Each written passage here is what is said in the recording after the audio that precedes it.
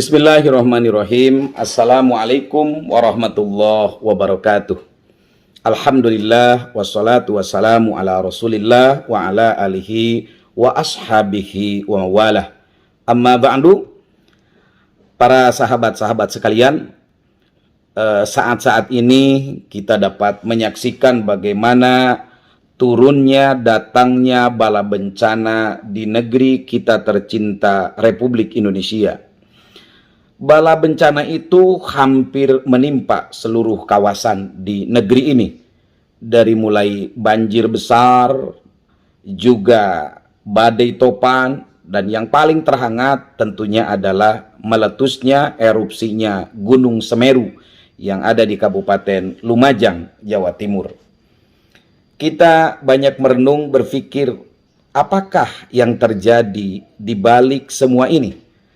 Dan sedang terjadi apa bala bencana ini turun kepada negeri kita? Saya menemukan satu hadis yang agak panjang. Hadis itu diriwayatkan oleh Imam Tirmidzi, diterima dari Ali bin Abi Thalib radhiyallahu an karramallahu wajhah, diterima dari Rasulullah sallallahu alaihi wasallam, yang menggambarkan tentang kondisi sebuah bangsa yang dilanda bala bencana. Dalam satu hadisnya Rasulullah Shallallahu Alaihi Wasallam menggambarkan dengan jelas dan terang benderang. Beliau bersabda, "Idza fa'alat ummati khamsata asyarata khoslatan halat bihal balaya." Apabila umatku telah mengerjakan 15 hal, maka halallah bagi umat itu bala bencana. Fakila wa ma kunna ya Rasulullah, diucapkan salah seorang sahabat bertanya, apakah 15 hal yang mengundang bala bencana itu wahai Rasulullah? Rasulullah menjawab, faqala, beliau menjawab, idza kana al-magnamu daulan, apabila harta rampasan perang, harta kekayaan negara hanya berputar di sekitar elit negara. Hari ini kita dapat menyaksikan berita-berita bagaimana harta kekayaan negara hanya dikuasai oleh segelintir elit para penguasa, dan itu fakta yang tidak bisa dinafikan. Inilah yang pertama yang mengundang bencana dari Allah Subhanahu wa taala. Yang kedua, wal amanatu magnaman, apabila amanah sudah dianggap ghanimah, artinya banyak orang yang mendapatkan kepercayaan hakikat dari Allah, syariat dari masyarakat, tetapi amanah itu malah dijadikan satu alat media untuk memperkaya diri sendiri. Maka kita dapat menyaksikan, membaca di berbagai kanal berita, ada begitu banyak para pejabat, menteri yang begitu naik jadi jabatan, harta kekayaannya pun naik. Wallahu alam, dari mana harta kekayaan itu? Yang ketiga, wazakatu magroman, apabila zakat sudah dianggap hutang. Artinya adalah orang yang diberikan kelebihan harta oleh Allah dan sudah sampai pada nisab untuk mengeluarkan zakat, justru orang mengeluarkan zakat itu malah dianggap hutang, tidak dianggap kewajiban. Ini faktor ketiga yang mengundang bala bencana. Yang keempat, wa atau ar-rajulu zaujatahu, apabila banyak kaum laki-laki sudah mentaati istrinya. Artinya banyak kasus-kasus yang dilakukan oleh para koruptor ini karena bujuk rayunya istrinya yang tidak kuat, tidak tahan dengan godaan materi, dan itu fakta yang dapat kita temukan dalam kehidupan sehari-hari. Yang kelimanya, wa aqqa ummahu, ada orang-orang yang menyakiti ibunya. Bahkan kita mendengar viral di berbagai media, ada seorang anak menggugat ibunya ke pengadilan karena ingin mendapatkan warisan ibunya. Naudzubillahi min dzalik. Dan itu faktor yang kelima, pengundang bala bencana dari Allah.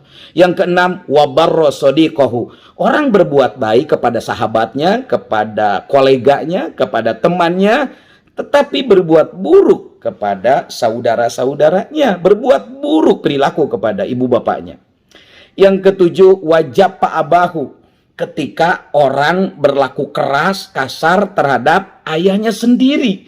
Padahal kepada orang lain mereka begitu hormat dan lembutnya, tapi pada orang tuanya mereka bersifat kasar. Yang kedelapan, wartafa'atil aswatu fil masajid, ketika suara-suara melengking sudah hadir ditinggikan di masjid-masjid. Apa yang dimaksud dengan suara yang ditinggikan? Bisa berarti musik-musik sudah hadir di masjid. Bisa berarti perdebatan-perdebatan yang tidak penting, yang tidak ada hubungannya dengan memakmurkan masjid, sudah hadir di masjid-masjid. Masjid sekarang sudah menjadi arena pertikaian, dan itu fakta dan terjadi. Yang kesembilan, wakana zaimul qaumi ardalahum. Apabila sudah terjadi pemimpin satu kaum, pemimpin sebuah bangsa, itu sosok yang terhina di antara kaum tersebut. Hina dalam pengertian bukan hina fisiknya, bukan hina wajahnya, tetapi hina perilakunya. Pemimpin yang sadis kepada rakyatnya, pemimpin yang tidak menyayangi rakyatnya. Itulah faktor ke-9 pengundang bala bencana. Faktor ke-10 adalah wa ukrimar rajulu mahofata syarihi. Apabila seorang lelaki, sosok laki-laki yang dimuliakan karena takut akan perilaku buruknya. Premanisme lebih tepatnya. Dan Rasulullah mengatakan apabila premanisme, orang dimuliakan, orang diugung-ugung, orang dihormati karena takut akan perilaku buruknya yang mengancam kepada kita. Dunia premanisme hari ini sudah terjadi, dan itu ingat, itu adalah faktor ke-10 pengundang bala bencana dari Allah Subhanahu wa taala. Yang ke-11, wasuribatil humur. Apabila arak sudah diminum, apabila minuman-minuman keras sudah menjadi minuman biasa. Hari ini terjadi, dan banyak terjadi, bahkan minuman keras seolah-olah dilegalkan.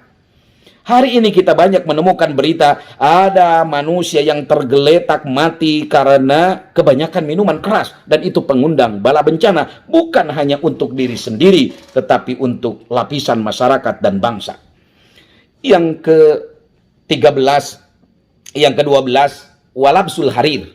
Apabila pakaian sutra yang halus lembut hanya dipakai oleh kaum perempuan, tapi saat ini sudah dipakai oleh kaum laki-laki. Pakaian sutra adalah lambang daripada hedonisme bagi kaum laki-laki, dan Rasulullah mengharamkan kaum laki-laki memakai kain sutra. Itu pun sudah terjadi. Yang ke-13-nya wattuhidatil kianat. Apabila kaum perempuan sudah banyak berjoget, bernyanyi di hadapan laki-laki. Dunia media sosial hari ini, kanal-kanalnya dipenuhi lini masanya dengan wanita-wanita yang memamerkan aurat, berjoget, lip sync, dan menggunakan media sosial lainnya. Mereka seolah-olah tanpa punya rasa malu lagi. Dan kata Rasulullah, apabila kaum wanita sudah muncul berjoget, mendendangkan lagu di hadapan laki-laki sambil mempertontonkan auratnya, tunggu azab Allah, bala bencana akan terjadi. Yang ke-14, wal ma'azib. Apabila jenis-jenis alat musik yang membuat orang lupa kepada Allah, orang jauh dari zikrullah, sudah diperdengarkan di mana-mana. Dan hari ini dapat kita saksikan, sudah merasuk pada kehidupan kita, pada pribadi kita, pada keluarga kita. Pantas apabila bala bencana itu turun di mana-mana. Dan yang ke-15-nya, wala ana akhiru hadikil ummah awalaha. Apabila generasi akhir umat ini sudah berani melaknat, mencemooh, bahkan menghinakan generasi salafus sholih. Orang-orang salaf, orang-orang yang terdahulu, ulama-ulama terdahulu yang sudah banyak berkontribusi untuk umat, untuk agama dan bangsa, justru dilecehkan, dihinakan, dinistakan. Maka kata Rasulullah, apabila sudah muncul generasi dengan perilaku 15 hal yang baru saya paparkan, palyartakibu ing dadalik, kata Rasulullah, palyartakibu ing dadalik, tunggulah tanggal mainnya. Akan terjadi bala bencana yang sangat dahsyat. Rasulullah mengatakan 3 bencana. Yang pertama, rihan hamro, angin merah, atau lebih tepat dikatakan hari ini dengan puting beliung. Yang ketiga, auhosapan, amblasnya bumi di mana-mana, atau bisa dikatakan juga gempa bumi. Dan yang ketiganya, wamashon, akan terjadi perubahan yang sangat drastis, atau lebih tepat dikatakan dengan climate change, atau perubahan iklim. Sahabat-sahabat sekalian, Rasulullah kata-katanya dijamin benar. Wa shadaqallahu wa rasuluh. Dan apa yang disabdakan Rasulullah tentang bala bencana ini nyata terbukti hari ini karena 15 hal sudah terjadi di tengah-tengah kita. Kita berlindung kepada Allah Subhanahu wa taala agar dijauhkan dari bala bencana dan mudah-mudahan negeri kita diselamatkan oleh Allah dan mudah-mudahan 15 hal ini jauh dari kehidupan kita semua. Demikian, Assalamualaikum warahmatullahi wabarakatuh.